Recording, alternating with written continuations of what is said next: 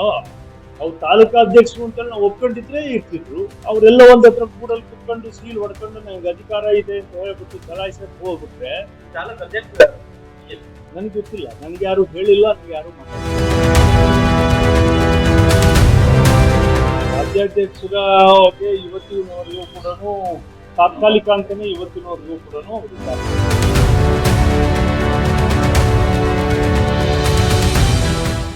ನಾವು ಕೂತಿರೋದಿಲ್ಲೀಗ ಅಲ್ಲ, ನೀವಲ್ಲಿ ಹೋಗಿ ಉದ್ಘಾಟನೆ ಹೋಗಿರ್ಬೋದು, ಬಟ್ ಅಧಿಕೃತವಾಗಿ ನಮಗೆ ಬಿಜೆಪಿ ಕಚೇರಿ ಅಂತ ಹೇಳಿ ನಾವು ಇಲ್ಲಿ ಮಾಡಿದ್ದಾರೆ.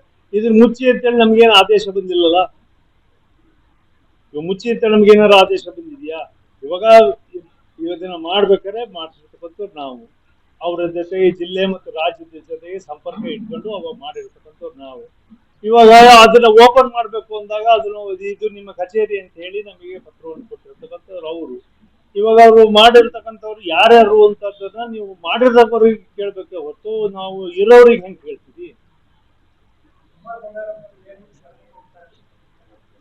NDA ಇದೆಯಲ್ಲ, ಅದಕ್ಕೆ ಯಾಕೆ ಹೋಗ್ಲಿ?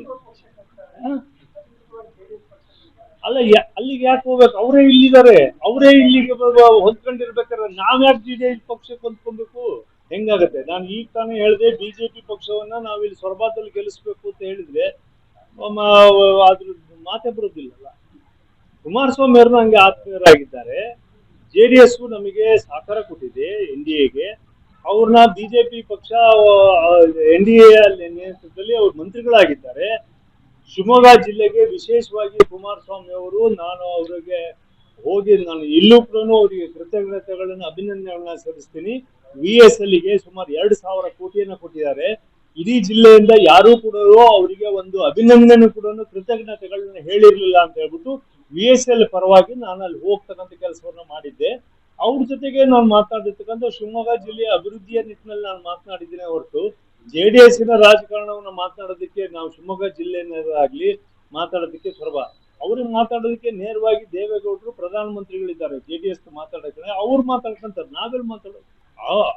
ಅವ್ರು ತಾಲೂಕಾ ಅಧ್ಯಕ್ಷರು ಅಂತೇಳಿ ನಾವು ಒಪ್ಕೊಂಡಿದ್ರೆ ಇರ್ತಿದ್ರು.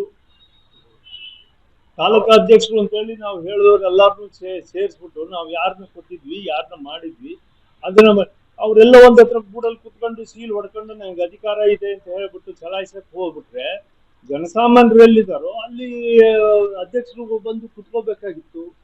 ಅಲ್ಲಿಲ್ವೇ? ನನ್ಗೆ ಗೊತ್ತಿಲ್ಲ, ನನ್ಗೆ ಯಾರು ಹೇಳಿಲ್ಲ, ನನ್ಗೆ ಯಾರು ಮಾತಾಡಿಲ್ಲ. ನಾನು ಬಹಳ ಸ್ಪಷ್ಟವಾಗಿ ಹೇಳಿದೆ, ರಾಜ್ಯಾಧ್ಯಕ್ಷರ ಇವತ್ತಿನವರೆಗೂ ಕೂಡ ಅವರ ಅಧಿಕೃತ ತಾತ್ಕಾಲಿಕ ಅಂತಾನೆ ಇವತ್ತಿನವರೆಗೂ ಕೂಡ ಅವರಿದ್ದಾರೆ. ಅವರಿಗೆ ಇವತ್ತಿನವರೆಗೂ ನೀವು ಒಂದು ಆಂತರಿಕವಾಗಿರ್ತಕ್ಕಂಥ ಪ್ರಜಾಪ್ರಭುತ್ವ ಅಂತ ಹೇಳ್ಬಿಟ್ಟು ಅವ್ರಿಗೊಂದು ನಾಮಿನೇಷನ್ಸ್ ಹಾಕಿಸಿ ಅವರಿಗೆ ಬೇರೆ ರಾಜ್ಯಗಳಲ್ಲಿ ಹೇಗೆ ಮಾಡಿದ್ರು ಇಲ್ಲಿ ಕರ್ನಾಟಕ ರಾಜ್ಯದಲ್ಲಿ ಆಗಿಲ್ಲ. ಹೊಸ ಅಧ್ಯಕ್ಷರು ಬಂದ ಮೇಲೆ ಅದನ್ನ ಪ್ರಕ್ರಿಯೆಗಳು ನಡೀತವೆ. ಇವ್ರನ್ನೇ ಮುಂದುವರಿಸಬೇಕು ಅಥವಾ ಹೊಸ ಇವ್ರನ್ನ ತರಬೇಕು ಅನ್ನೋದು ಪ್ರಕ್ರಿಯೆಗಳು ನಡೀತವೆ ಅಂತ ಇದೆ. ಅದು ನಡೆದಾಗ ತೀರ್ಮಾನ ಮಾಡ್ತಾರೆ. ಅವ್ರೇನ್ ತೀರ್ಮಾನ ಮಾಡ್ತಾರೋ ಅದಕ್ಕೆ ನಾವು ಬದ್ಧವಾಗಿ